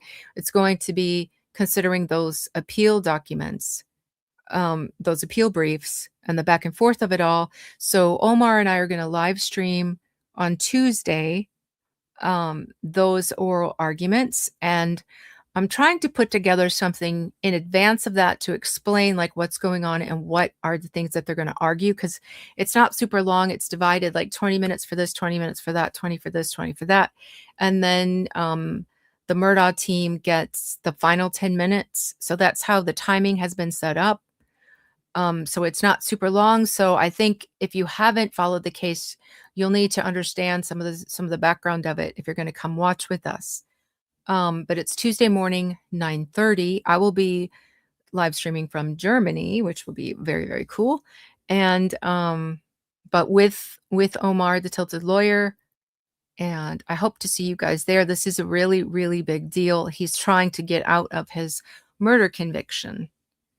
And if you're not familiar with the case, he murdered his wife and his youngest son. And he is an overall really, really, really bad guy. He was stealing millions of dollars from his clients. Very, very sad situations they were all in that he stole from. And it's just an epic story. We've also been covering the Hulu miniseries about it, which is really, really good. If you haven't watched that, I recommend it if you have Hulu. If you don't, you can still come and watch mine and Omar's streams on that. We're up to episode 6. We have 2 more episodes to finish that up. But it's a very, very interesting story. It's about dirtiness happening within law firms, and his whole entire family is like 100 years in power. And what all went on, I've done a whole series about his family going way, way back. And Katie is not a lawyer. I think she's a dietitian. Sorry, I'm just reading the chat. Anyway, have a wonderful rest of your weekend, and I will see you for sure on Tuesday, and hopefully before then, with a little bit of background on that Murdaugh case. And then I will be in Germany for the entire week. So I may not have another episode for you until next weekend. Anyway, yes, his great grandfather did traffic and steal children. It's that family has it all. I mean, everything bad you can think of is there in that family. It's very, very, it's riveting, the entire story.